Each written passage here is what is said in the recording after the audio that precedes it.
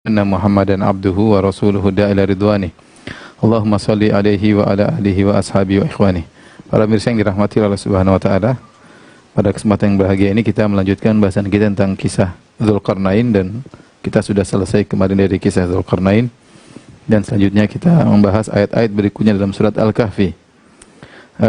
Telah kita sampaikan pada pertemuan kemarin, setelah Dzulqarnain membangun As-Sad atau Radm, yaitu dinding yang menghalangi Ya'juj dan Ma'juj, sehingga mereka famasta'u ayyadhharu wa mastata'u lahu naqaba, mereka tidak mampu untuk manjat dinding tersebut karena licin.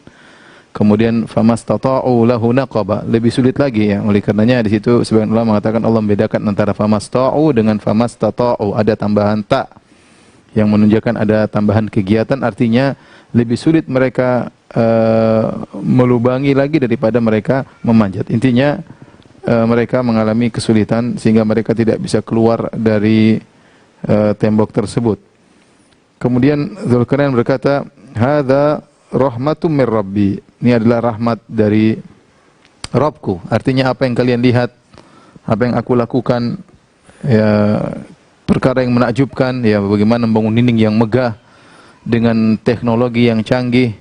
Ini semua hanyalah rahmat dari Rabbku. Ya. Sama sekali Dzulqarnain tidak menyandarkan perbuatan tersebut kepada dirinya sedikit pun, tidak ada. Tidak ada merasa bangga, tidak ada merasa angkuh, tidak ada merasa ujub sedikit pun. Dan kita lihat pada ayat-ayat sebelumnya, ya, Dzulqarnain sering mengatakan Rabbi, Rabbi, Rabbi, Tuhanku, Tuhanku, Tuhanku, ya. Dan itulah ciri-ciri hamba yang saleh, semakin diberi kenikmatan oleh Allah, semakin diberi kelebihan oleh Allah, semakin mengakui keagungan Allah Subhanahu wa taala. Oleh karenanya Dzulqarnain mengatakan hadza rahmatum mir rabbi, ini adalah rahmat dari Rabbku. Oleh karenanya ini pelajaran bagi kita tatkala kita sedang berbicara dengan orang lain, ya. Kemudian kita sedang menyampaikan keberhasilan yang kita miliki atau kenikmatan yang kita miliki, jangan lupa kita selalu mengandalkan ini adalah dari Allah. Alhamdulillah, alhamdulillah, berbanyak mengucapkan alhamdulillah, muji Allah. Jangan sedikit pun mengesankan bahwa itu karena kehebatan kita. Kapan sedikit pun kita mengesankan bahwasanya ini karena kehebatan kita, itulah ujub. Itulah ujub. Namanya ujub bertingkat-tingkat, ada ujub kecil, ada ujub besar. Tetapi dan itu nampak dari cara berbicara seorang. Orang berbicara, oh ini karena saya begini, kelihatan antara dia benar-benar menyandarkan semuanya kepada Allah, atau dia menggabungkan antara alhamdulillah karena Allah, tetapi di sela-sela itu dia masukkan kata-kata seakan-akan dia punya andil, punya jasa, dan itu adalah ujub yang masuk di sela-sela pujian kepada Allah Subhanahu wa taala. Maka seorang berwaspada. Ya, lihatlah Dzulqarnain, dia melakukan sesuatu yang hebat, bukan perkara kecil membangun Sad, membangun Radm, membangun dinding yang hebat, yang besar, setinggi gunung. Ini bukan amal pekerjaan ringan. Ini pekerjaan luar biasa, hebat, menakjubkan, ya. Yang orang di zaman sekarang tahun 2020 belum tentu bisa membangun bangunan seperti itu, ya. Yang bangunan besi kemudian dicampur dengan tembaga, dengan yang kita jelaskan pada pertemuan kemarin, yang tinggi 2 gunung, ya. Itu pun beliau tidak sombong dengan diri beliau, dan beliau sama sekali tidak menyadarkan bangga sedikit pun, tidak ada sama sekali. Ini sebagaimana perkataan Nabi Sulaiman alaihissalam tatkala nampak anugerah Allah, kehebatan yang beliau miliki, maka beliau berkata, hadza min fadli rabbi liyabluwani, ya, ashkuru am akfur. Ini adalah karunia dari Rabbku untuk mengujiku, aku bersyukur atau aku ingkar, ya. Maka ini peringatan bagi kita semua agar waspada, karena terkadang sebagian orang seperti itu, entah keberhasilan dalam pengaturan perusahaan, atau keberhasilan dalam dakwah, atau keberhasilan dalam mengatur manajemen misalnya pemerintahan dan yang lainnya, ya. Ini kita bicara Dzulqarnain, dia bicara tentang dunia sebenarnya. Dia tidak sedang berbicara tentang agama, dia bicara tentang dunia, tentang membangun bangunan yang hebat, yang megah. Itu pun dia sama sekali tidak menyadarkan 1% pun kepada dirinya. Semua disadar kepada Allah Subhanahu wa ta'ala. Apalagi kalau kita bicara tentang dunia, tentang dakwah, tentang yang lainnya, maka peranan kita sangat kecil, karena hidayah di tangan Allah Subhanahu wa ta'ala. Taib, ini kemudian kata Dzulqarnain, hadza rahmatu min rabbi, ini adalah rahmat dari Rabbku. Fa idza jaa wa'du rabbi ja'alahu dakka. jika telah tiba janji Rabbku, maka Rabbku akan menjadikan dia dakka. Dakka itu hancur, ya, hancur, kemudian rata dengan tanah, ya, rata dengan tanah. Dan ini menunjukkan Allah Maha Kuasa. Dengan kuasa Allah maka Dzulkarnain bisa membangun dinding yang hebat, ya, yang terdiri atas tembaga dan besi dengan campuran tertentu dengan sistem pembuatan yang luar biasa sebagaimana kita jelaskan kemarin. Dan akan ada suatu waktu dengan kuasa Allah juga Ya'juj Ma'juj bisa meratakan dinding tersebut, meratakan dengan tanah, ya, bisa meratakan dengan tanah. Ini semua dengan kuasa Allah, ada saatnya, ya, ada saatnya. Oleh karenanya Rasulullah SAW pernah bersabda, wailun lil Arab min syarrin qad iqtarab. Ya, celaka orang-orang Arab karena keburukan yang sudah dekat. Futihal yauma min radmi Ya'juj wa Ma'juj mithlu hadhihi. Sungguh telah terbuka dari dinding Ya'juj Ma'juj ukuran segini, kata Nabi SAW. Wa halaqa bi isba'ihi al-ibham wallati taliha. Kemudian Nabi mengatakan sudah terbuka dindingnya seperti ini, ya. Taib.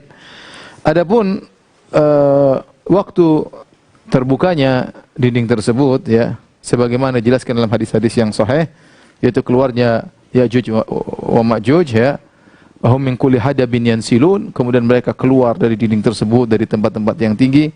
Maka datang dalam hadis yang sahih itu setelah turunnya Nabi Isa alaihissalam, setelah Nabi Isa membunuh Dajjal, kemudian Dajjal sudah tewas oleh Nabi Isa alaihissalam sebagaimana pernah kita jelaskan dalam tanda-tanda besar hari kiamat, ya. Baru kemudian Allah menyuruh Nabi Isa alaihissalam untuk membawa hamba-hambanya pergi ke gunung, ya. Kata dalam hadis, ya, Allah berkata, mewahyukan kepada Nabi Isa alaihissalam, inni qad akhrajtu ibadan li la yadani li ahadin li qitalihim, la yadani li ahadin bi qitalihim. Sungguhnya aku telah mengeluarkan makhluk-makhlukku, kata Allah, yaitu Ya'juj Ma'juj. La yadani li ahadin bi qitalihim. Tidak seorang pun yang bisa mengalahkan mereka, enggak bisa. Ya, Dajjal masih bisa dikalahkan oleh Nabi Isa. Ini kata Allah enggak ada yang bisa mengalahkan mereka. Ya'juj Ma'juj enggak ada yang bisa mengalahkan mereka. Hebat luar biasa. Ya, ditinjau mereka bengis dan ditinjau dari jumlah mereka yang sangat banyak, ya. Bayangkan di zaman Dzulkarnain mereka sudah inna Ya'juj wa Ma'juj mufsiduna fil ard. Mereka melakukan kerusakan, pembantaian, pembunuhan di zaman Dzulkarnain ribuan tahun yang lalu. Ya, mereka sudah bengis sejak zaman itu, ya. Di akhir zaman menjelang hari kiamat kata Allah, inni qad akhrajtu ibadan li la yadani li ahadin bi qitalim. Aku telah mengeluarkan makhluk-makhlukku yang tidak seorang pun mampu untuk mengalahkan mereka. Kemudian kata Allah Subhanahu wa taala, faharriz ibadi ila tur. Wahai Isa, ya, maka bawalah hamba-hambaku ke gunung. Maka kemudianlah keluarlah Ya'juj dan Ma'juj, ya. Kemudian mereka melakukan kerusakan, tidaklah mereka menemukan suatu kecuali mereka basmi. Kemudian mereka jumlahnya sangat banyak sampai mereka melewati suatu lautan, masuk bagian depan, minum air laut tersebut, di penghujung sudah selesai, air laut tersebut habis. Karena begitu banyak mereka, ya. Bahkan dengan sombongnya mereka mengatakan laqad qatalna min man fil ard halumma naqtul man fis sama. Kata mereka dengan sombongnya, kita sudah selesai membunuh seluruh penghuni bumi, semuanya sudah mereka bunuh. Enggak ada persangkaan mereka, seluruh manusia mereka telah bunuh. Halumma naqtul man fis sama. Marilah kita bunuh orang-orang di atas langit atau makhluk yang di atas langit. Fayarmuna nusyabahum ila samai fayarduha Allahu ta'ala alaihim makhdubatan daman. Maka mereka pun mengarahkan panah-panah mereka ke atas, ke langit. Mereka menganggap mereka sedang membunuh makhluk di langit, malaikat atau yang lainnya. Kemudian mereka panahkan, begitu balik panah-panah tersebut penuh dengan darah-darah, tipuan dari Allah Subhanahu wa taala, sehingga mereka menyangka mereka telah berhasil membunuh makhluk langit. Padahal enggak kena apa-apa, enggak ada yang kena, ya. Mungkin kena ada ayam guling, tapi ini seluruh, bayangkan, seluruh panah mereka semuanya berlumuran darah. Tipuan, ya, sehingga mereka di puncak-puncak kesombongan. Tatkala mereka di puncak-puncak kesombongan, maka Allah Subhanahu wa taala, ya, mengirimkan mereka semacam ulat naghaf, ya, seperti ulat yang mengenai di leher-leher onta, kemudian mengenai leher-leher mereka, fayusbihuna mautan ka mauti nafsin wahidah fayusbihuna farsa, maka mereka tiba-tiba tergeletak mati seluruhnya, ya. Kemudian akhirnya Nabi Isa alaihissalam kemudian berdoa lagi kepada Allah Subhanahu wa taala, ya, setelah Ya'juj Ma'juj binasa, maka kemudian Allah mengirim semacam burung yang kemudian mengangkat tubuh-tubuh mereka, burung yang banyak angkat tubuh-tubuh mereka dibuang ke lautan. Setelah tubuh-tubuh mereka dibuang di lautan, ternyata baunya masih tersisa di atas muka bumi. Jumlah mereka banyak, ya, jumlah mereka banyak, entah dikumpulkan entah berapa banyak, entah berapa miliar, wallahu alam. Intinya mereka banyak banget. Kemudian akhirnya Nabi Isa berdoa kepada Allah, maka dikirimkanlah hujan yang banyak sekali sehingga membersihkan bekas-bekas darah mereka, bekas-bekas bau bangkai mereka, ya. Kemudian akhirnya hilanglah semua bekas-bekas mereka. Sampai disebutkan saking banyaknya mereka, ya, kaum muslimin setelah mereka tewas seluruhnya, ya, masih tersisa panah-panah mereka, kemudian busur-busur mereka digunakan oleh kaum muslimin selama 7 tahun untuk bakar-bakar, ya, untuk masak, untuk ini, menunjukkan yang mereka tinggalkan berupa busur dan panah sangat banyak. Ini menunjukkan jumlah mereka dengan jumlah yang sangat banyak, ya.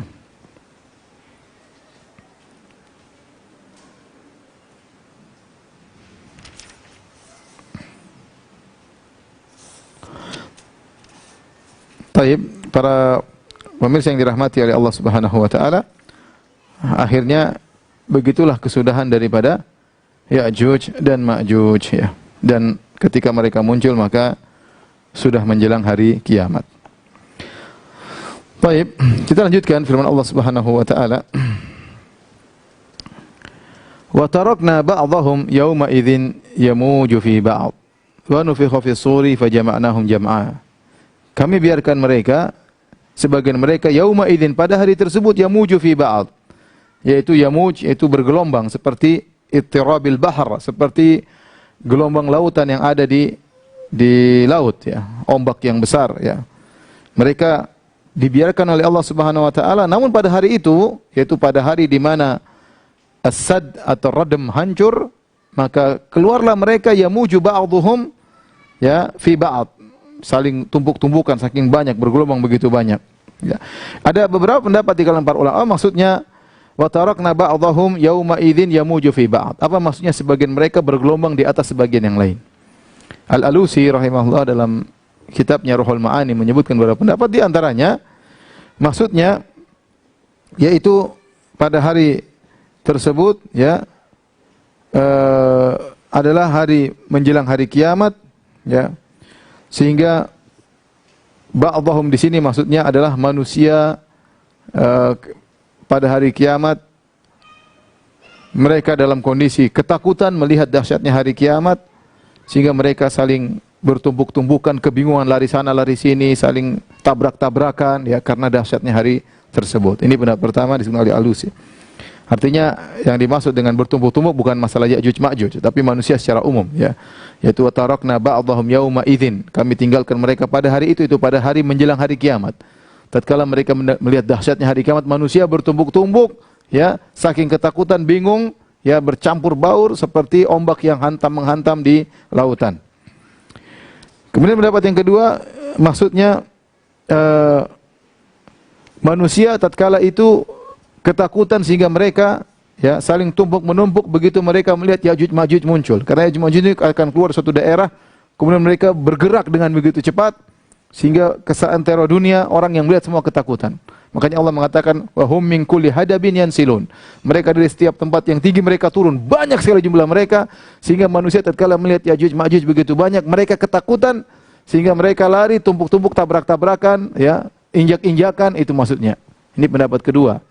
Jadi manusia injak-injakan, saling tabrak-tabrakan karena ketakutan, dahsyat melihat jumlah Ya'juj Ma'juj yang sangat mengerikan. Pendapat yang berikutnya, ya, maksudnya Ya'juj Ma'juj itu sendiri. Wa tarakna ba'dahum yauma idzin yamuju fi ba'd. Maksudnya Ya'juj Ma'juj mereka saking banyaknya, mereka seperti gelombang yang terlihat begitu mereka keluar banyak sekali, ya. Banyak sekali. Makanya kita enggak tahu jumlah mereka berapa. Ya, jumlah mereka sangat banyak, ya. Bahkan dalam satu hadis, ya, Rasulullah sallallahu alaihi wasallam menyebutkan uh, Allah berkata kepada Nabi Adam, "Ya Adam," maka Adam berkata, "Labbaik wa sa'daik wal khairu fi yadaik." Fayaqul akhrij ba'than nar.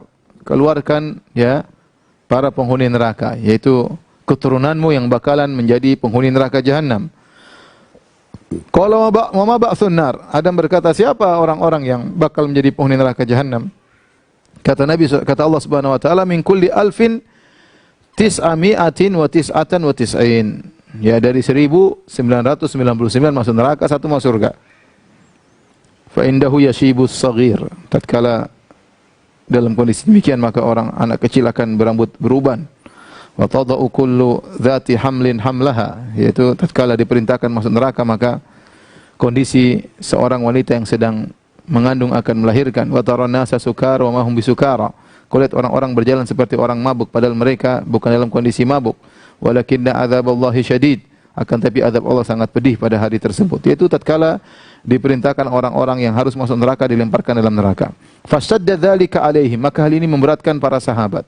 Qalu ya Rasulullah wa ayyuna dzalikal wahid. Jadi Rasulullah mengatakan dari 1000 orang 999 masuk neraka, yang satu masuk surga. Maka para sahabat berkata, "Ya Rasulullah, siapa yang bisa jadi satu orang itu dari 1000 orang cuma satu orang ya yang masuk surga, yang 999 masuk neraka? Siapa yang bisa jadi satu orang itu?" Kata Nabi SAW, "Abshiru fa inna minkum rajulun wa min Ya'juj wa Ma'juj alfun." Kata Nabi, bergembiralah. Satu orang dari kalian, sisanya 999 atau 1000 orang dari Ya'juj Ma'juj. Jadi di antara penghuni neraka jahanam yang paling banyak di antara Ya'juj Ma'juj. Itu menunjukkan jumlah mereka sangat banyak. Kita tahu penghuni neraka jahanam banyak. Di antaranya yang paling banyak adalah dari Ya'juj. Di antaranya banyak dari Ya'juj dan Ma'juj. Karena Nabi mengatakan satu di antara satu kalian 1000 Ya'juj Ma'juj. Adapun jumlah mereka, Allah alam bisawab, ya. Dan mereka akan muncul menjelang hari kiamat dan menakutkan manusia. Tadi beberapa tafsir yang saya sebutkan, kami biarkan mereka bergelombang satu dengan yang lainnya. Ya, tadi saya katakan ada yang mengatakan itu adalah maksudnya bukan Ya'juj Ma'juj tapi manusia secara umum tatkala melihat kondisi hari kiamat mereka bergelombang satu dengan yang lainnya karena ketakutan, tabrak-tabrakan, injak-injakan.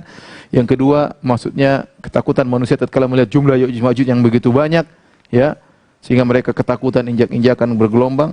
Yang ketiga, maksudnya Ya'juj Ma'juj itu sendiri yang jumlahnya begitu banyak seperti gelombang yang ada di lautan karena jumlah mereka sangat banyak. Dan perlu kita ingatkan bahwa Ya'juj Ma'juj sebagaimana diingatkan oleh para ulama, mereka bukanlah kaum Tatar yang pernah melakukan kerusakan di atas muka bumi. Tatkala terjadi fitnah Baghdad sampai disebutkan jutaan orang meninggal dunia, mereka membasmi kaum muslimin. Dan itu bukan Ya'juj Ma'juj, ya. Meskipun kata sebagian ulama kalau kita lihat ciri-cirinya mirip dari ciri-ciri wajah mereka yang Nabi sebut tentang ciri Ya'juj Ma'juj, ciri penampilan mereka, mata mereka, kemudian wajah mereka dan yang lainnya mirip seperti kaum Tatar. Tetapi itu bukan Ya'juj Ma'juj. Kata sebagian ulama itu baru mukaddimahnya Ya'juj Ma'juj. Itu saja sudah membunuh jutaan orang, mengerikan. Bagaimana kalau Ya'juj Ma'juj yang muncul yang begitu sadis dan begitu mengerikan? Mereka sekarang sedang terkurung, ada saatnya mereka nanti keluar. Taib, kata Allah Subhanahu wa taala, "Wa nufikha fis suri fajama'nahum jam'a." Maka ditiupkanlah sangkakala pada hari tersebut, yaitu sangkakala yang kedua, ya, sangkakala yang pertama buat orang meninggal, kemudian sangkakala kedua manusia semua dibangkitkan. Fajama'nahum jam'a, maka kami kumpulkan mereka seluruhnya. Nufikha fis sur, yang yatawalla nafkhas sur, yang mengatur urusan meniup sangkakala adalah malaikat Israfil dengan kesepakatan para ulama. Israfil. Makanya Nabi SAW menyebutkan 3 malaikat utama tatkala Nabi membaca doa istiftah, ya, dalam solat malamnya. Doa istiftah banyak, ya.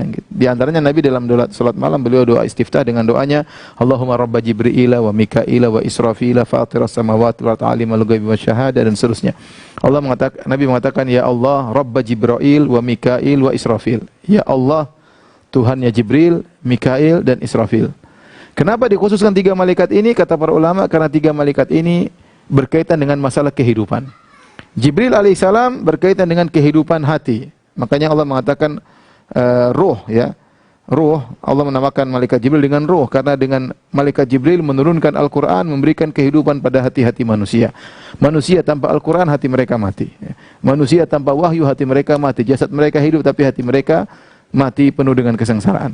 Kemudian malaikat Mikail berkaitan dengan kehidupan apa? Karena malaikat Mikail berkaitan dengan hujan, pengaturan hujan sehingga hujan tersebut menumbuhkan tumbuhan di atas muka bumi.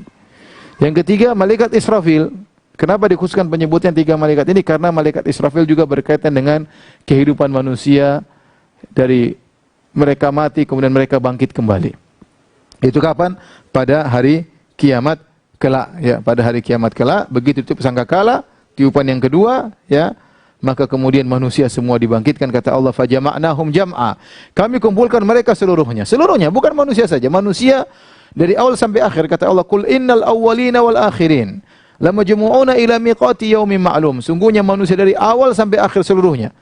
Ya, yang dari awal dari zaman Nabi Adam seterusnya sampai kita, kemudian yang sampai hari kiamat semuanya dikumpulkan pada hari yang telah ditentukan oleh Allah Subhanahu wa taala. Bahkan sebagian dalam hadis-hadis bukan cuma manusia, ya. Bahkan kata Allah Subhanahu wa taala, ya, hewan-hewan pun demikian, wa ma min dabatin fil ardi wala ta'irin yatiru bi janahi illa umamun amsalukum ma faratna fil kitabi min syai' thumma ila rabbihim yuhsyarun. Kata Allah, tidak ada suatu hewan melata di atas muka bumi dan tidak ada burung yang mengepakkan kedua sayapnya kecuali mereka adalah umat-umat seperti kalian. Di akhir ayat kata Allah, "Tsumma ila rabbihim yuhsyarun," mereka akan dikembalikan kepada Allah di padang mahsyar. Jadi burung-burung, hewan-hewan juga dibangkitkan bersama manusia. Makanya kata Allah Subhanahu wa taala, "Wa idzal wuhusyu husyirat," tatkala hewan-hewan yang liar dibangkitkan pada hari kiamat. Bayangkan manusia dibangkitkan, ada macan sampingnya, ada singa, macan, semua hewan-hewan dikumpulkan pada hari tersebut. Manusia dari awal sampai akhir. Allah mengatakan, wa hasyarnahum falam nughadir minhum ahadan. Kami kumpulkan mereka seluruhnya dan tidak ada satu orang pun yang luput, tidak dibangkitkan. Tidak ada yang kelupaan, semuanya pasti dibangkitkan. Anda, saya, kita semua akan dibangkitkan oleh Allah dan kita semua akan dimintai pertanggungjawaban oleh Allah Subhanahu wa taala, ya.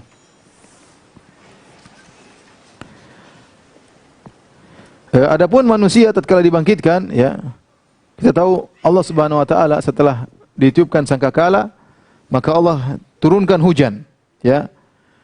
Ya, turunkan hujan, yang hujan tersebut kemudian masuk ke dalam kuburan. Dalam hadis kata Nabi sallallahu alaihi wasallam, ya, bahwasanya laisa minal insan syai'un illa yabla illa adhaman wahidan. Seluruh bagian tubuh manusia akan sirna kecuali satu tiang, tulang. Wa huwa ajibudz dzam, yaitu tulang bagian di tulang ekor ada bagian yang tidak akan sirna. Meskipun tulang lain sudah hancur, meskipun daging badan semua sudah hancur, bagian tulang itu tidak akan sirna. Tulang itu merupakan sumber pembentukan manusia tatkala setelah ditiupkan sangkakala yang kedua. Caranya bagaimana? Allah turunkan hujan, hujan tersebut masuk, begitu derasnya masuk ke dalam kuburan, kemudian mengenai tulang tersebut, kemudian tumbuhlah manusia tersebut, tumbuh dari tulang tersebut, ya. Makanya Allah mengatakan, wa minhu yurakkabul khalqu yaumal qiyamah. Dari tulang tersebutlah kemudian Allah susun kembali manusia pada hari kiamat kelak. Kemudian manusia keluar dari kuburan mereka, ya. Ka'annahum jaradun muntasir. Begitu mereka bangkit dari kuburan, mereka kebingungan, ya, karena melihat kondisi yang dahsyat, menakutkan. Mereka bingung mau jalan kemana, melihat kondisi begitu mengerikan, ya, hewan-hewan di samping mereka, manusia seluruhnya dengan kondisi yang mengenaskan. Maka mereka, kata Allah, seperti belalang-belalang yang bertebaran, tidak jelas mau kemana. Ininya kata Allah Subhanahu wa taala, wa nufikha fis suri fajama'nahum jam'a.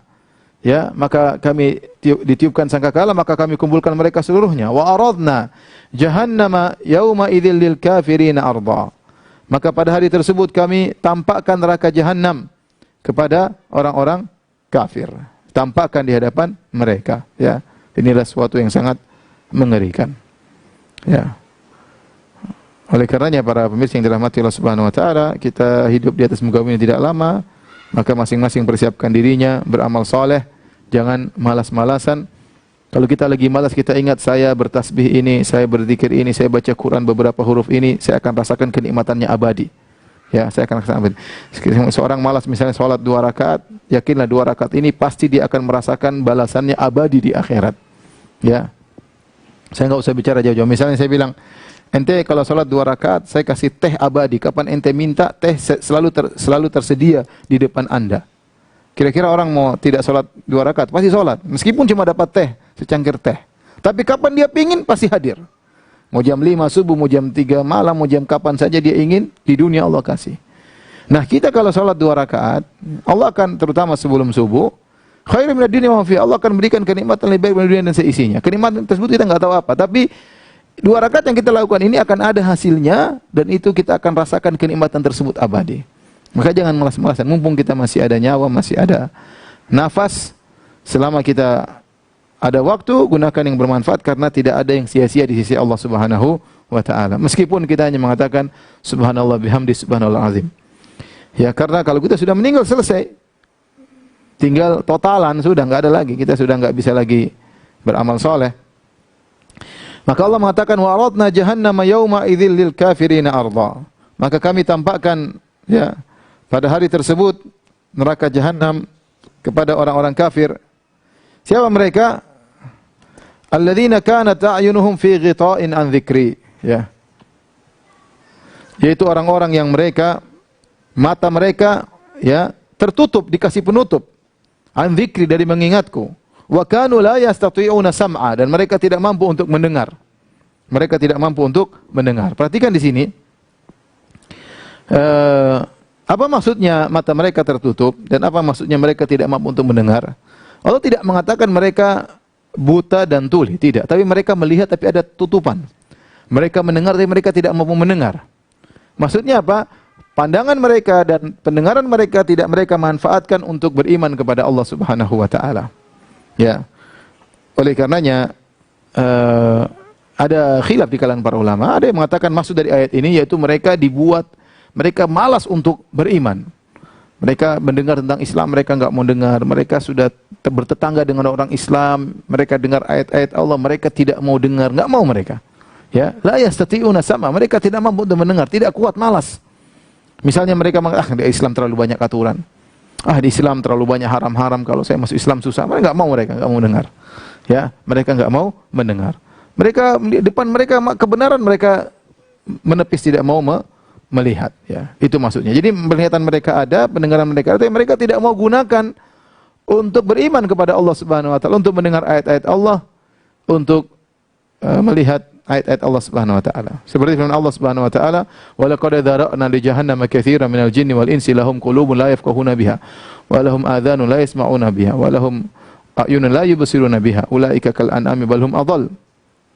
Ulaika humul ghafilun." Kata Allah Subhanahu wa taala, sungguh kami telah penuhi neraka jahanam dengan banyak manusia dan jin.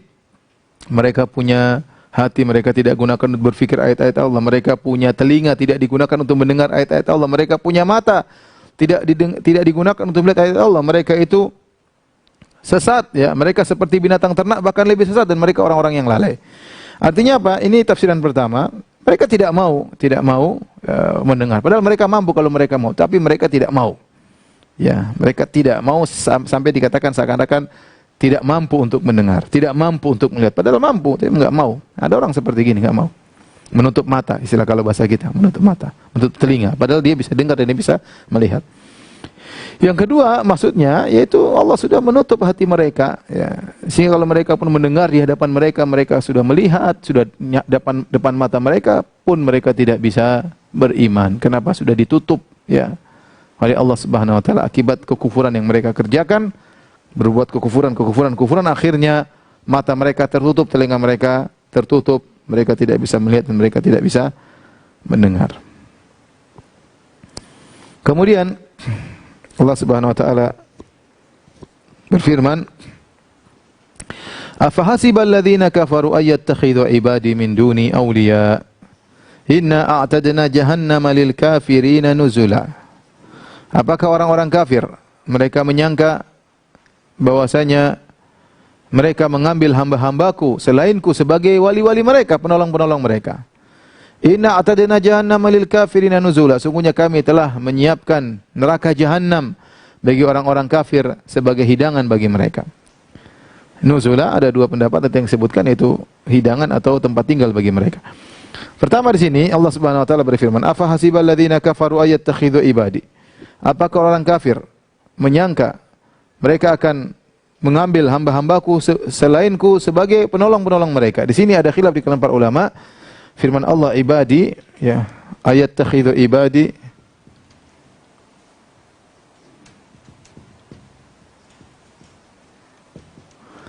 min duni auliya. Ibadi artinya hamba-hambaku. Artinya hamba-hambaku, ya. Nah, hamba-hambaku di sini apakah dia idhafahnya? Ini kan mudhaf ilaih, hamba-hambaku. Hamba-hambaku. Apakah dia idhafah li tasyrif, ya? Amla. Untuk pemuliaan, disandarkan kepada Allah untuk pemuliaan.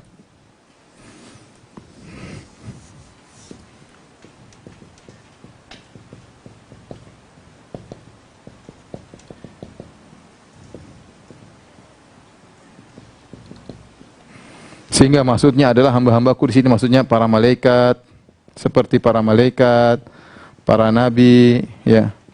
Kemudian orang-orang soleh. Atau ini bukan idhafah tasyrif, tapi idhafah untuk umum, idhafah untuk keumuman.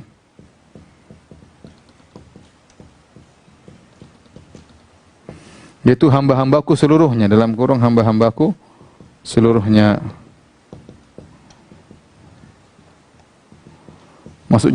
Maksudnya termasuk, ya, termasuk semua yang disembah selain Allah, termasuk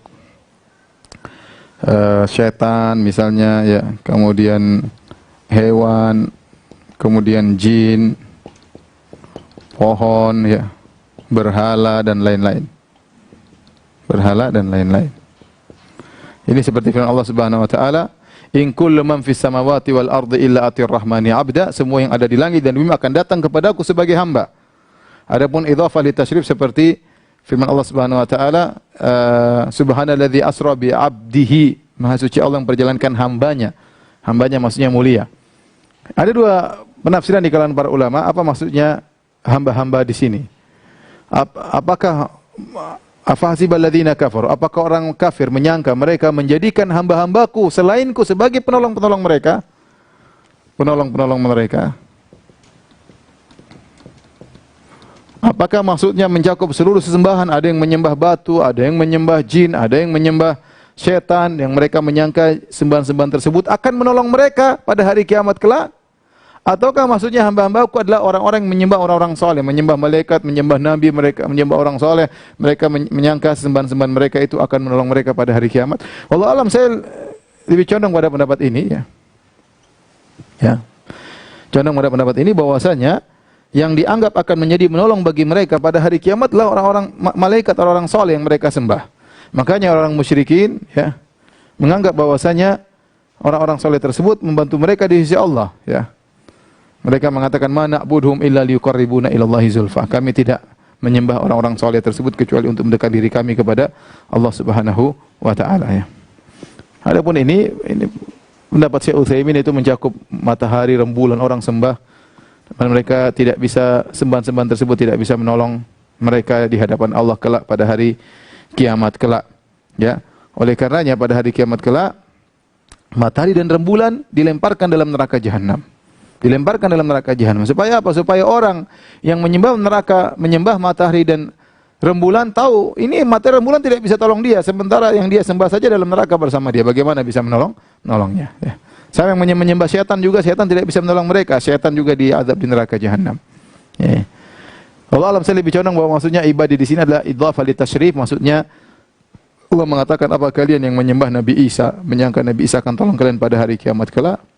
Apa kalian menyembah malaikat menyangka malaikat akan tolong kalian pada hari kiamat kelak? Apa kalian yang menyembah orang-orang soleh akan menolong kalian pada hari kiamat kelak? Jawabannya tidak. Kalian berbuat kesyirikan, maka yang kalian sembah tersebut tidak akan menolong kalian pada hari kiamat kelak. Allah mengatakan, afahasiballadzina kafaru, apakah orang kafir menyangka ayattakhidhu ibadi min duni auliya, bahwasanya mereka mengambil sembahan-sembahan dari hamba-hambaku selainku akan menjadi penolong-penolong mereka? Jawabannya tidak. Inna atadna lil jahannam lil kafirina nuzula. Kami siapkan neraka jahanam bagi orang-orang kafir sebagai nuzula. Nuzula juga demikian, ada dua pendapat nuzula, ya. Nuzul ini ada dua tafsiran, ya. Tafsiran pertama nuzul artinya hidangan. Hidangan awal ya. Kalau orang masuk ke dalam bertamu dikasih nuzul, ya nuzul itu apa? Hidangan awal. Artinya hidangan awal. Ada yang mengatakan nuzul artinya manzila. Manzil itu tempat tinggal.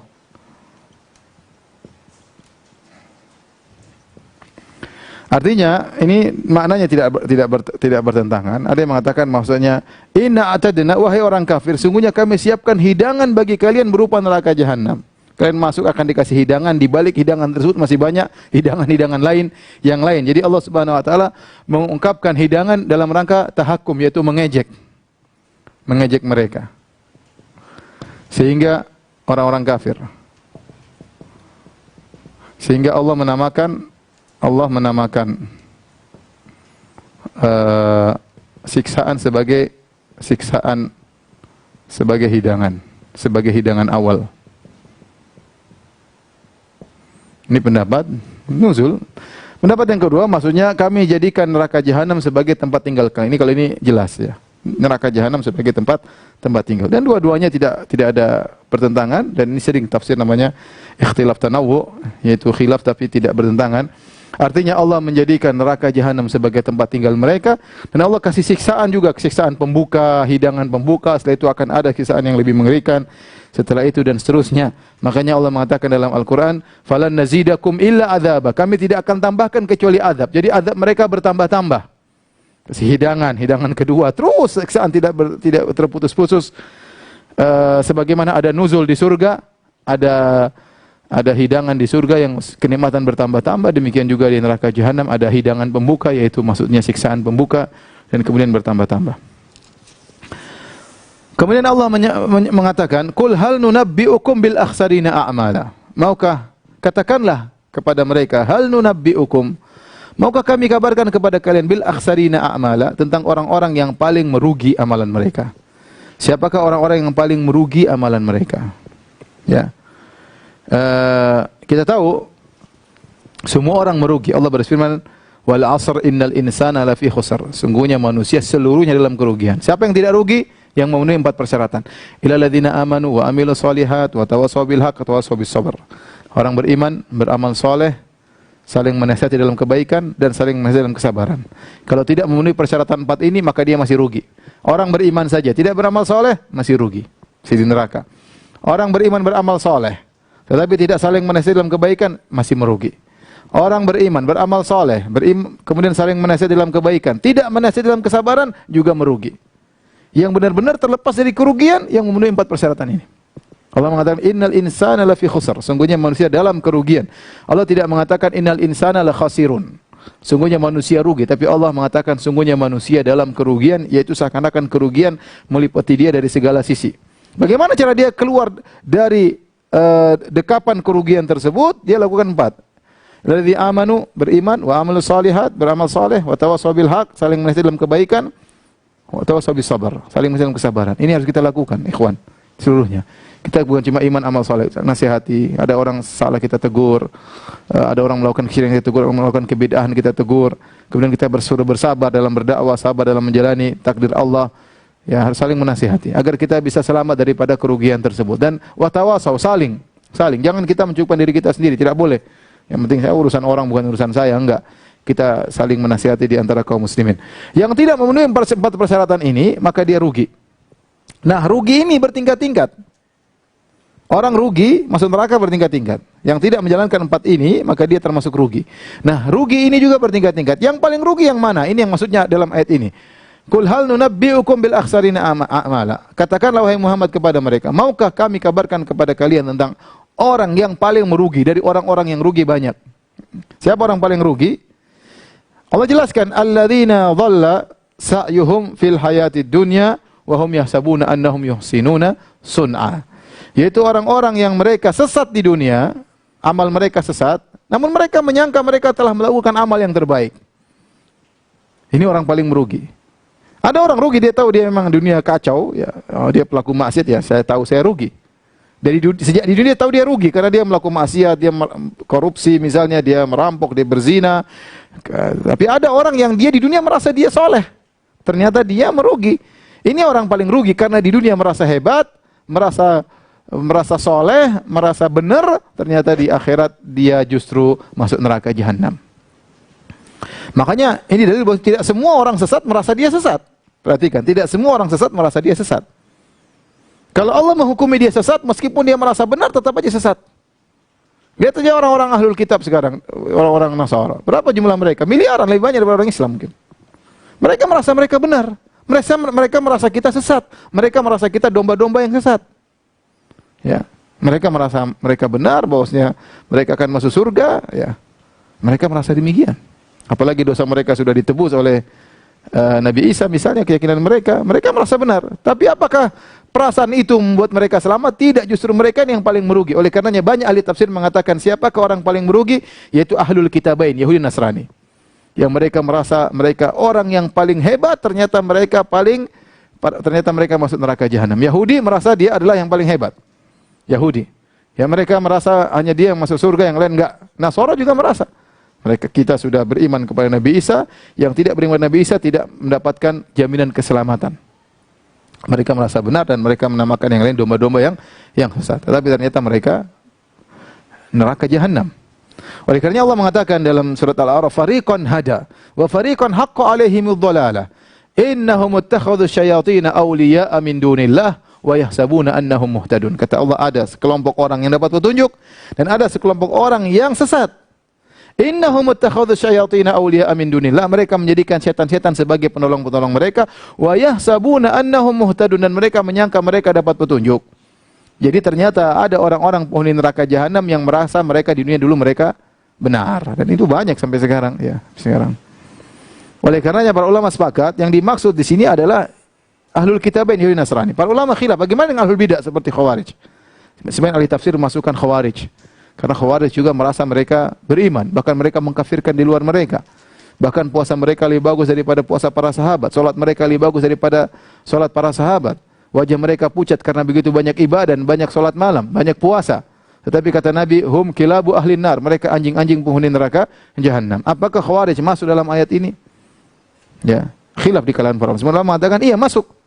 Meskipun tidak seperti Yahudi sekarang, mereka tidak sampai pada derajat kafir. Sebenarnya mengatakan tidak masuk. Ayat ini berkaitan dengan orang kafir. Ya. Apakah Khawarij masuk dalam ayat ini atau tidak? Tapi kita katakan kesalahan mereka Khawarij sejenis dengan kesalahan Yahudi Nasrani.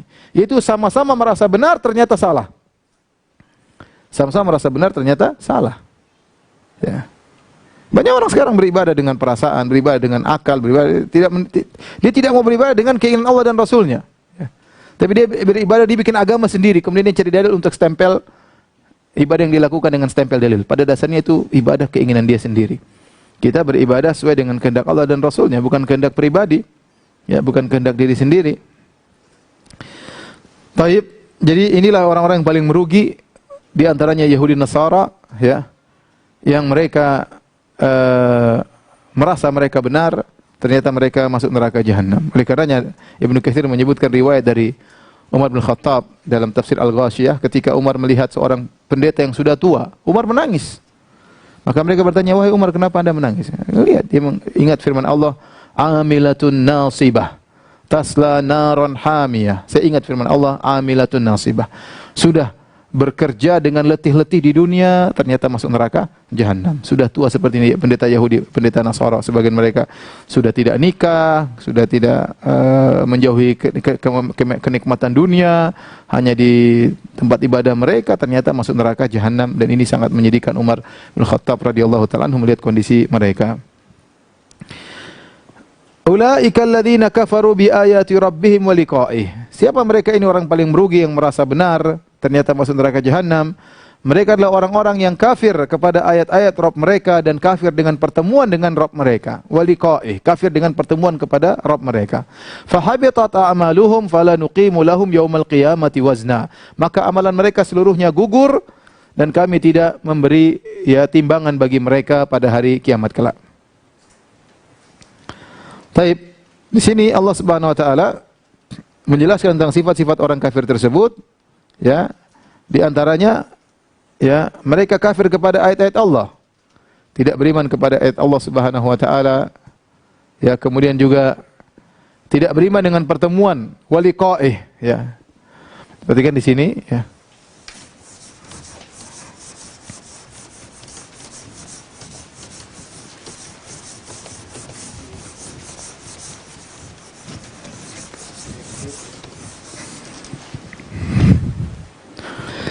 Allah mengatakan waliqa'ih.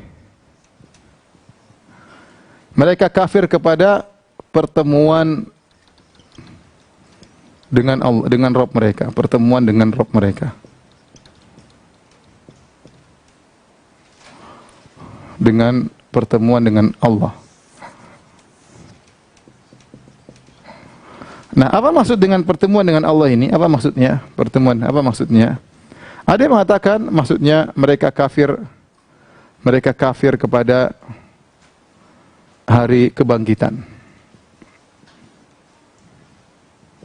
Kenapa hari kebangkitan disebut dengan pertemuan dengan Allah? Karena orang dibangkitkan dia akan bertemu dengan Allah, akan dihisab.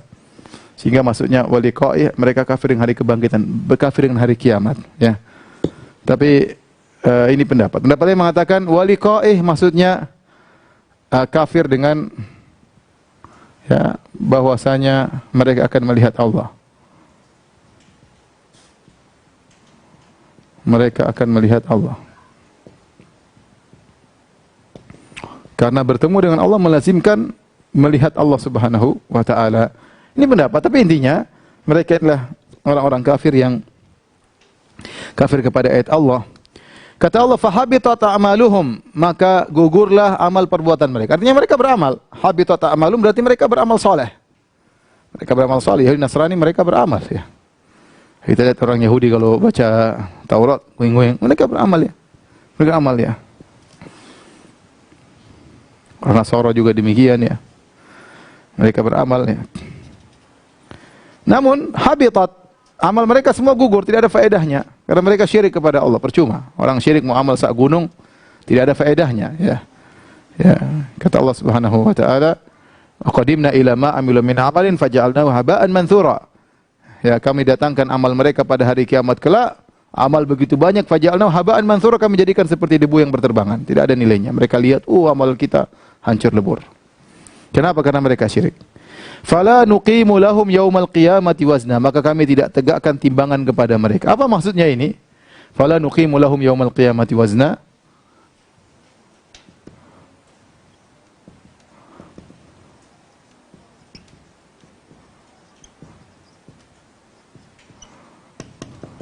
Itu kami tidak tegakkan timbangan pada mereka. Ya, kami tidak tegakkan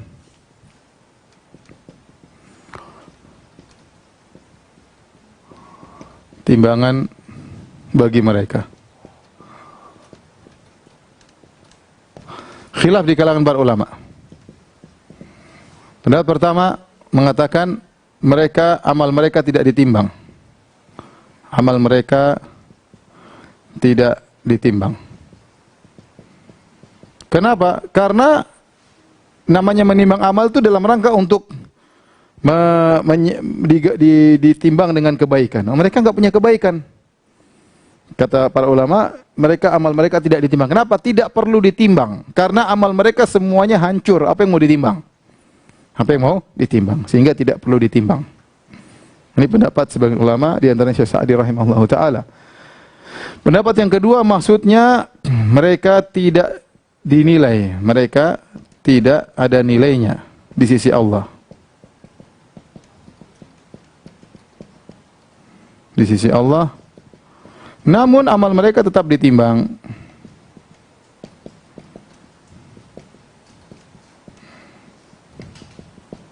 Ini pendapat Syekh Utsaimin rahimahullahu taala, ya. Pendapat Syekh Utsaimin rahimahullahu taala antara guru dan murid, ya. Guru punya pendapat tidak perlu ditimbang dalam tafsirnya. Syekh Utsaimin dalam tafsirnya lebih condong bahwasanya amal orang kafir pun ditimbang. Ditimbang buat apa? Ditimbang untuk mengetahui derajat mereka di neraka, karena Allah Maha Adil. Meskipun mereka kafir, amal mereka tetap ditimbang untuk mana tahu yang masuk neraka jahanam. Dan saya lebih condong pada pendapat ini karena Allah Subhanahu wa taala berfirman, "Faman khaffat mawazinuhu fa ummuhu hawiyah." Barang siapa yang timbangan kebaikannya ringan, lebih berat timbangan keburukannya, timbangan kebaikannya ringan, lebih berat timbangan keburukan. Fa ummuhu hawiyah, maka tempatnya neraka jahanam. Wa ma adraka ma hiya narun hamiyah. Jadi Allah bercerita tentang orang kafir juga masuk neraka dan ditimbang juga. Contohnya lagi dalam ayat yang lain, ya, faman thaqulat mawazinuhu faulaika fi jahannama khalidun. Ya. Faman khaffat mawazinuhu faulaika fi jahannama khalidun. Ya, kata Allah dalam surat Al-Mu'minun, ya, bahwasanya orang-orang yang timbangannya ringan maka mereka dalam neraka jahanam kekal. Mereka dalam neraka jahanam kekal, menunjukkan bahwasanya orang-orang kafir juga ditimbang, tetapi ditimbang dalam rangka untuk menunjukkan keburukan mereka dan agar diketahui di mana derajat mereka di neraka jahanam. Semakin orang kafir yang semakin jahat, semakin dalam nerakanya. Tidak sama orang kafir yang baik, yang tegur orang, terus berbuat kemanusiaan, dengan orang kafir yang kurang ajar, yang kemudian bunuh orang, nipu orang, kemudian yang menjerumuskan orang dalam kezaliman dan yang lainnya. Beda. Allah Maha Adil. Orang kafir yang baik-baik nerakanya beda dengan orang kafir yang kurang ajar, ya, nerakanya lebih parah.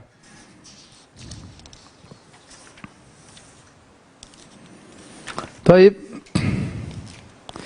Allah Subhanahu wa taala berfirman, ya, dzalika jazaohum jahannamu bima kafaru wattakhadhu ayati wa rusuli huzwa. Inilah balasan kepada mereka, yaitu neraka jahanam. Bima kafaru, karena mereka telah kafir. Bukan cuma itu, wattakhadhu ayati wa rusuli huzwa. Mereka tidak hanya cukup kafir, bahkan wattakhadhu ayati wa rusuli huzwa. Mereka menjadikan ayat-ayatku dan rasul-rasulku sebagai bahan ejekan. Allah sebutkan ada sekelompok orang kafir yang bukan cuma kafir doang.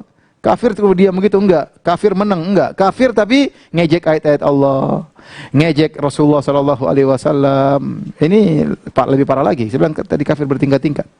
Ada kafir yang menang tapi kafir. Ada kafir yang ngejek ayat-ayat Allah, ngejek Al-Qur'an, ngejek hadis-hadis Nabi, kemudian ngejek Rasulullah sallallahu alaihi wasallam. Ini lebih parah lagi. Mereka tentunya lebih parah lagi neraka jahanam, ya. Makanya Allah sebutkan di antara sifat orang musyrik, kata Allah, wa idza ra'aka alladziina kafaru yattakhidunaka illa huzwa. Ahadza alladzi ba'atha Allahu rasula in kada la yudhilluna an alihatina laula an sabarna 'alaiha. Jika orang-orang kafir melihat engkau wahai Muhammad, mereka mengatakan yattakhidunaka illa huzwan. Sungguhnya mereka menjadikan engkau hanyalah sebagai ejekan-ejekan. Ahadza alladzi ba'atha Allahu rasula. Mereka mengatakan, orang ini jadikan rasul Muhammad ini. Inikah orang yang jadikan rasul? Apa enggak ada rasul yang lain? Kok Muhammad jadi rasul? In kada la yudhilluna an halihatin. Hampir Muhammad ini menyesatkan kita dari sembahan-sembahan kita. Laula an sabarna alaihi, kalau kita tidak sabar. Jadi mereka menjadikan Rasulullah SAW sebagai ejekan-ejekan. Kemudian Allah berfirman tentang para penghuni surga. Kata Allah Subhanahu wa taala, innal ladzina amanu wa amilus solihati kanat lahum jannatul firdausi nuzula. Sungguhnya orang yang beriman dan beramal saleh. Jadi masuk surga harus beriman dan beramal saleh. Kanat lahum jannatul firdausi nuzula. Bagi mereka surga firdaus sebagai hidangan bagi mereka atau tempat tinggal mereka. Tolong hapus.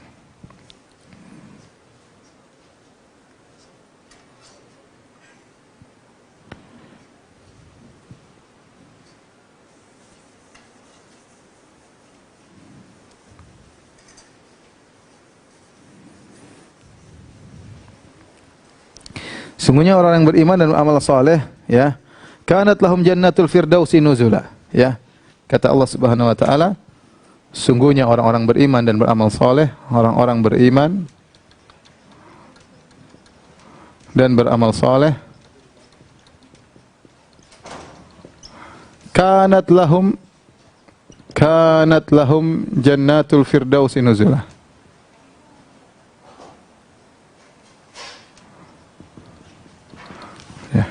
Bagi mereka surga firdaus. Di sini kanat itu menunjukkan masa lalu. Masa lalu. Jannatul firdaus, jannat surga-surga, taman-taman. Firdaus. Sebagai hidangan bagi mereka. Baik. Tapi pertanyaan, kenapa Allah mengatakan kanat? Allah tidak mengatakan akan bagi mereka surga. Kanat ini menunjukkan telah. Maka ini ada dua tafsiran. Maksudnya, apa maksudnya? Ada yang mengatakan maksudnya kanat, yaitu sudah ditetapkan di Lauhil Mahfuz.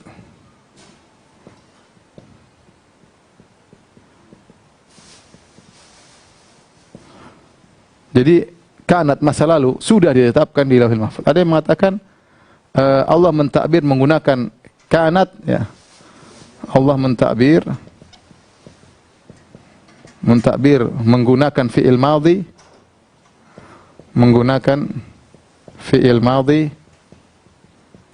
past, ya, dalam kurung past, untuk memastikan bahwasanya mereka pasti dapat surga, bahwasanya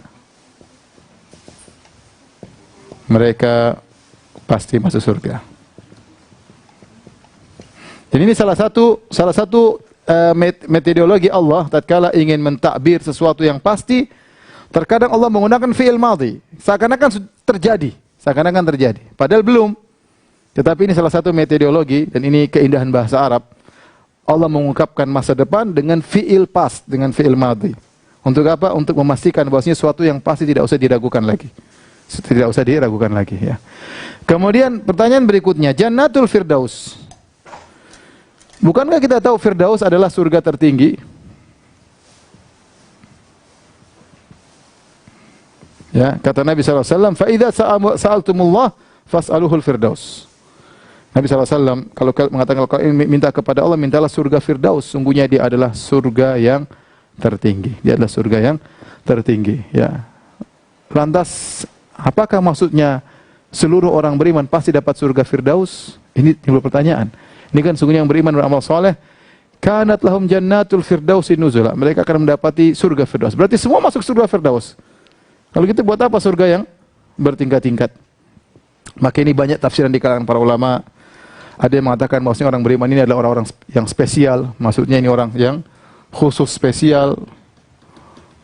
Sehingga yang iman mereka tinggi, sehingga mereka pasti dapat surga Firdaus.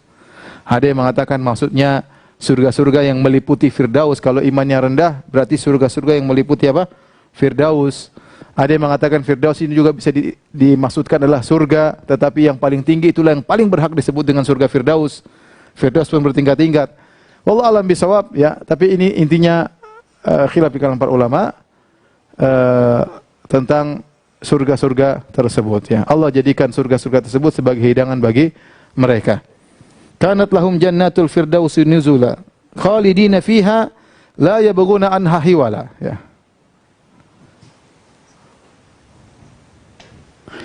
Taib, kata Allah Subhanahu wa taala, khalidina fiha la yabghuna anha hiwala. Mereka kekal dalam surga tersebut. Tidak ingin hiwala, mereka tidak ingin hiwala. Hiwala ini apa? Ada dua pendapat. Hiwala maksudnya tidak mau berubah kondisi atau tidak mau berpindah. Dua-duanya oke, ya. Jadi mereka sudah masuk dalam surga tersebut, mereka tidak mau berubah kondisi, mereka ini sudah nyaman banget. Jadi mereka tidak mau pergi ke tempat lain, ya. Ini sudah paling nyaman yang mereka rasakan dan mereka tidak mau pindah-pindah lagi. Oleh karenanya kata para ulama, penghuni surga jika mereka masuk surga, meskipun mereka tahu ada orang-orang penghuni surga yang lebih tinggi dari mereka, mereka sudah puas dengan yang apa mereka miliki. Tidak ada hasad di hati mereka, tidak ada dengki di hati mereka. Meskipun mereka tahu ada surga yang lebih tinggi daripada mereka. Ya, sehingga mereka merasa nyaman dengan apa yang mereka miliki. Sampai sebagian ulama mengatakan, "Ustaz, bagaimana kalau surga yang bertingkat-tingkat? Bolehkah yang surga di bawah main-main ke atas?" Ini ada yang pendapat mengatakan enggak.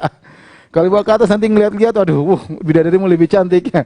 Ada yang mengatakan yang dari atas boleh main ke bawah, yang di bawah enggak main ke atas. Ini semua tidak ada dalil, cuma sekedar pendapat. Ya, tapi intinya teks yang dalam Allah sebutkan dalam Al-Quran, mereka tidak merasa perlu untuk berpindah karena mereka sudah sangat nyaman. Beda dengan kenikmatan di dunia. Orang di dunia bagaimanapun dia pasti, ya sekaya apapun dia pasti melihat, kalau melihat yang lebih tinggi mungkin dia lebih tertarik atau yang mana. Ya, Tidak ada namanya puas. Yang puas cuma di akhirat. Di surga enggak ada yang sempurna. Di dunia tidak ada yang sempurna. Yang sempurna cuma ada di surga. Kemudian ayat yang terakhir kata Allah Subhanahu wa taala, "Qul law kana al-bahru midadan," dan seterusnya. Qul law kana al-bahru midadan li kalimati rabbi lanafida al-bahru qabla an tanfada kalimatu rabbi walau ji'na bimithlihi madada. Ya, saya tafsirkan secara singkat. Katakanlah wahai Muhammad, seandainya lautan menjadi tinta bagi kalimat-kalimat Rabbku, maka lautan habis sebelum selesai kalimat-kalimat Rabbku. Walau ji'na bimithlihi madada, meskipun kau datangkan laut semisal itu pula. Artinya kalau dua lautan ini dibuat tinta, kalau tinta kan cuma butuh sedikit untuk nulis ya, untuk nulis. Kalau tinta terdiri atas dua lautan, bahkan dalam ayat yang mimba di sab'atu abhur, sab'atu abhur. Dalam ayat yang lain kau datangkan 7 lautan. 7 lautan ini maksudnya orang Arab suka menyebut angka 7 sebagai bentuk banyak ya. Sebagai bentuk banyak. Artinya mau lautan sebanyak apapun tidak akan bisa menuliskan kalimat Allah. Kenapa? Karena kalimat Allah tidak ada ujungnya. Firman Allah tidak ada ujungnya. Ini dalil bahwasanya Allah Subhanahu wa taala berfirman dan firman Allah bisa ditulis. Ini saya isyarat untuk membantah, saya baca dalam Aqidah Wasithiyah membantah pendapat orang-orang Asy'ariyah yang mengatakan bahwasanya firman Allah adalah bahasa jiwa yang tidak terpisah-pisah, tidak terbagi-bagi, satu kesatuan, dan ini sudah kita bahas. Intinya enggak benar. Allah firman-Nya disifati dengan kalimat, kata-kata. Kata-kata bisa ditulis sebagian-sebagian. Di antara kata-kata Allah Al-Qur'an, dan itu ada terbatas 6.000 ayat dan sekian. Ada Taurat, ada Injil, ada Zabur dan yang lainnya.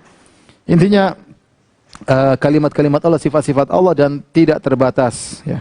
Makanya di antara doa kita a'udzu bikalimatillahi tammah. Aku berlindung dengan kalimat Allah, dengan sifat Allah.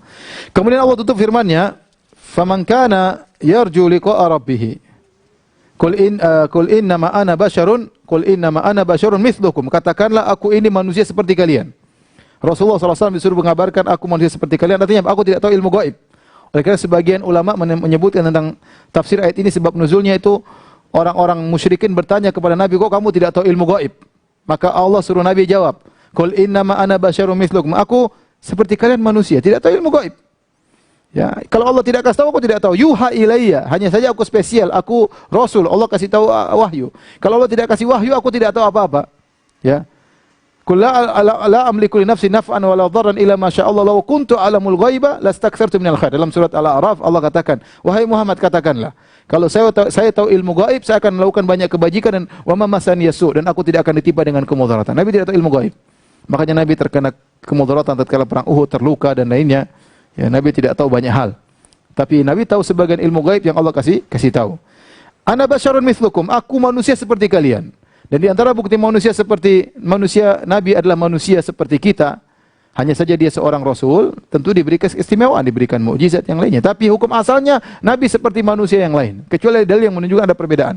Makanya Nabi makan, kita makan. Nabi kita lapar, Nabi juga lapar. Kita buang hajat, Nabi SAW juga buang hajat. Kita letih, lelah, tidur, Nabi juga letih, lelah, tidur. Kita menikah, Nabi juga menikah. Kita punya anak, Nabi juga punya anak. Kita sakit, Nabi juga sakit. Kita meninggal, Nabi juga meninggal. Ya, ya, innaka mayyitun wa innahum mayyitun. Kau akan meninggal wahai Muhammad dan mereka juga akan meninggal, kata Allah Subhanahu wa taala. Allah menurunkan Nabi dalam bentuk manusia, bukan malaikat, agar kita bisa contohi. Ya, agar kita bisa contohi. Kalau ternyata Rasulullah adalah sosok yang seperti kata orang, tidak ada bayangannya, tubuhnya keluar cahaya, ya gimana kita mencontohi Nabi sallallahu alaihi wasallam? Tidak buang hajat, terus gimana cara belajar istinja? Ya, kalau kemudian tidak nikah, tidak punya anak, terus gimana? Ya, makanya yang benar Rasulullah SAW seperti kita, hanya saja diberi kelebihan, diberi mukjizat sebagai pembeda antara dia dengan manusia biasa.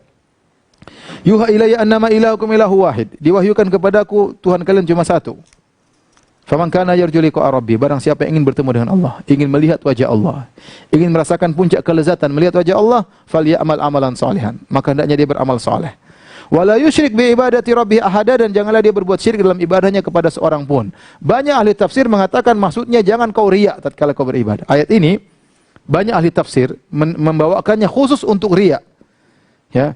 Falyamal amalan saleh. Kau ingin melihat wajah Allah pada hari kiamat, falyamal amalan salihan, maka kerjakanlah amal saleh. Wala yusyrik, dan janganlah seorang melakukan kesyirikan bi ibadati rabbi ahada, yaitu mensyirikan, mensekutukan selain Allah kepada siapapun, yaitu jangan berbuat riya, jangan berbuat riya. Maka seorang waspada ya pahalanya besar melihat wajah Allah Subhanahu wa taala, namun tantangannya juga berat. Seorang berusaha ikhlas, tidak mencari pujian sama sekali.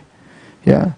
Kita jiwa ini lemah, ingin dipuji, ingin pamer-pamer sedikit, ingin sebut-sebut sedikit, agar diakui, agar disanjung-sanjung, agar dihormati. Maka seorang ingin melihat wajah Allah, maka berusaha tidak berbuat syirik. Berbuat syirik segera istighfar kepada Allah Subhanahu wa taala. Orang yang kita cari pujian mereka pada hari kiamat tidak bisa menolong kita sama sekali. Ya, dipuji-puji kita di dunia setinggi langit tidak ada faedahnya, ya, tidak ada faedahnya. Tapi demikian saja kajian kita. Alhamdulillah kita selesai dari surat Al-Kahfi. Insyaallah kita lanjutkan pada kajian yang lain pada pertemuan besok, ya. Subhanakallah bihamdik asyhadu an la ilaha illa anta astaghfiruka wa atubu ilaik. Assalamualaikum warahmatullahi wabarakatuh.